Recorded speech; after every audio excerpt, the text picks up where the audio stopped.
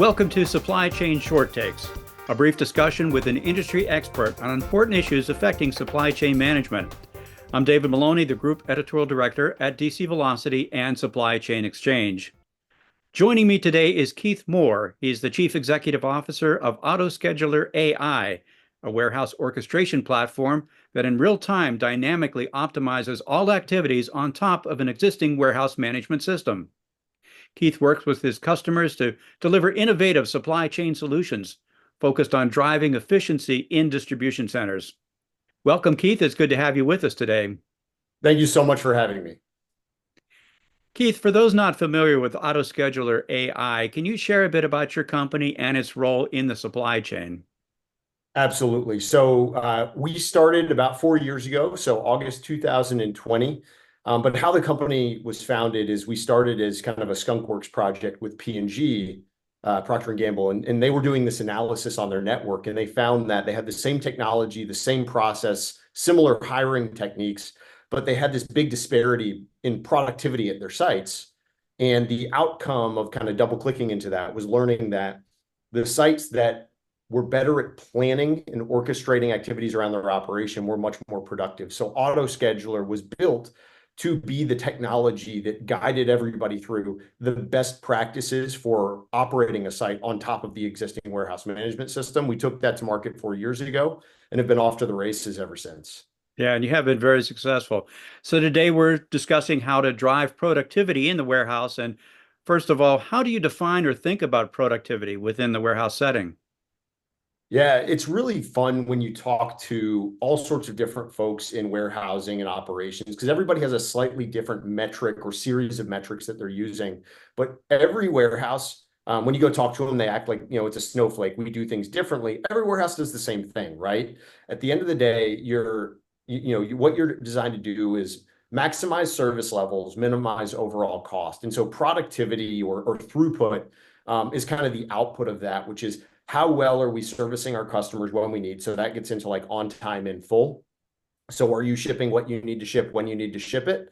As well as then the cost of service. So how many people are we operating? How many moves per hour is each associate or automated tool that we're using actually supporting? And at the end of the day, what do those handoffs look like throughout the facility to make sure that you're ensuring that service level? That's kind of the bar when you think about productivity in a facility. Yeah, that makes sense. So, Keith, what sort of technologies are helping to drive this productivity that we're all seeking?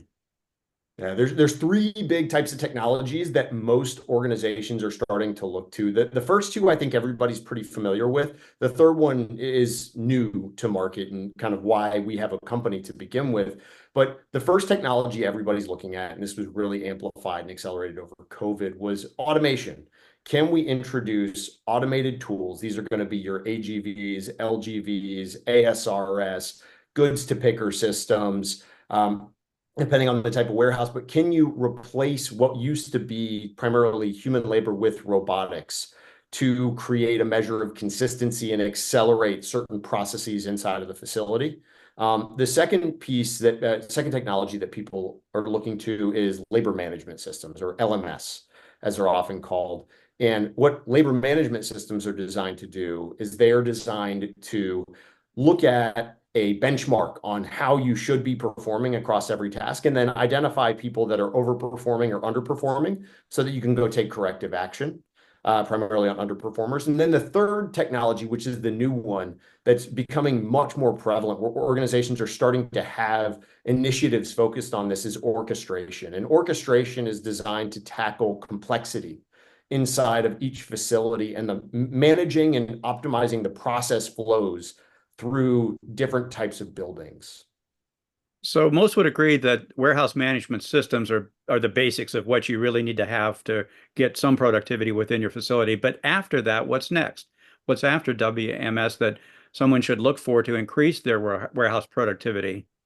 Yeah, no, it's a good question, because I mentioned LMS and orchestration as kind of the two options that are out there. The key call out here is not everybody has the capital budget to just go and introduce all of these different automated technologies. Oftentimes you're trying to say, how do I get more throughput and productivity from a facility without spending millions of dollars on things. And so that's where software and different technology comes into play. And so generally, a labor management system is something you would go after if you wanted to figure out, how do I get more productivity? So basically, how do I get people to work harder in their role? And that's by gathering data around what they're doing and figuring out if there are people that are either sub-optimizing process or not perfect on technique for how you need to be picking things. That's generally when people would go to an LMS. The orchestration technologies are going to be a little bit different because you're going to be focused on complexity and throughput. Have you ever read the book The Goal by Ali Goldratt? I'm not familiar with that one, but tell us a little bit about it. It's really popular in manufacturing. And so in finite scheduling and manufacturing, the whole concept of the book is you find your Herbie, which is there is always a process across all the chain of events inside of any facility. And that one process is the slowest thing that holds everything up. It's the bottleneck, the constraint in your facility. What warehouses are finding is, as they introduce automation, as they introduce complex workflows to support multiple types of businesses. So for, retailers went from going, I used to just wave things out and ship to stores. Now I have store orders. Now I have fulfillment. Now I might have bulk orders elsewhere. And there's different processes I need to manage. You need to find constantly, where are the bottlenecks and how are they moving? And how do we plan out work so that we are always ahead of the bottlenecks and constantly maximizing throughput at the facility with all of the constraints that we have in place? And those complex facilities that have multiple workflows are generally the ones I would recommend an orchestration solution for, in addition to automation and an LMS, potentially, to drive productivity. That makes sense. Keith, looking ahead a little bit, what are some of the biggest warehouse challenges that you foresee in maintaining or improving productivity in the next 5 years? Yeah, so we are seeing some really interesting themes across our customer base, and there are two I'll highlight.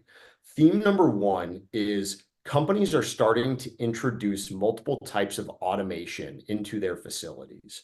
And what ends up happening is, a lot of times you think of a WES as the technology, which is it's warehouse execution system, but that's generally going to be maintained by the automation vendor for executing automation work. So if you have a warehouse and all of your automation is Dematic, fantastic, and inventory will flow through from one Dematic system to the next.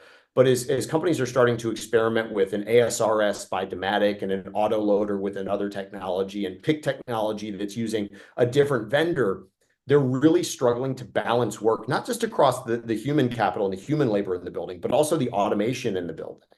And so that's where this orchestration technology is becoming much more prevalent, and part of why folks are actually going after it. That's theme one. Theme two is, the best run sites are generally going to be operated by the longest tenured teams. So folks and sites where you have a really tenured team that's been really good at managing that site, those sites are starting to see turnover in leadership, because you start to see a lot of that, the baby boomer population starting to age out and retire. And so you're actually going to see, not only are you introducing all this complexity and technology, but you're seeing your best operators of warehousing across the United States, is really all I can speak to, starting to retire and be backfilled by people that may not be as experienced, that have more challenges understanding what was, tribal knowledge to the team before them. And so companies are trying to figure out how to get ahead of that before productivity just drops off a cliff in a lot of their facilities. And of course, a lot of the optimization and changes in productivity, the growth of productivity, are designed to just improve service. So how do customer demands and expectations influence the productivity strategies? Really good question. Service is paramount. You don't go to any warehouse and say, what's your trade-off between cost and service level? Every warehouse says, we have to maximize service. Our job to the rest of the supply chain is to make sure we maintain service levels. But customer demands, you see it with Amazon on the consumer side, which is kind of leading what the rest of the world is doing. But you're seeing these extremely fast turnaround times where orders, at a CPG site, you used to have like a 48-hour lock on orders. That's changing. You're seeing a much more dynamic nature of orders being dropped into what were traditionally fairly repeatable facilities. And that dynamic nature of customer order patterns, changing profiles of orders as well, are causing some significant ripples in how the operation used to be run, and a significant need for not just additional productivity and ability to get more out of what they have, but also an extremely dynamic need for change and ability to recognize when to make decisions to optimize throughput based on constantly changing input and constantly changing orders. So you're seeing these customer behaviors really change how we think about warehousing as a whole. That makes sense. Keith, how would someone get more information about your company and the technologies that we have discussed today? Find us at AutoScheduler.AI. Come to our website, reach out to our team. We have fantastic folks that love to talk about what we do. Thank you. We've been talking today with Keith Moore, the CEO of AutoScheduler.AI. Thanks again for being with us today. Thanks a bunch. And this has been Supply Chain Short Takes.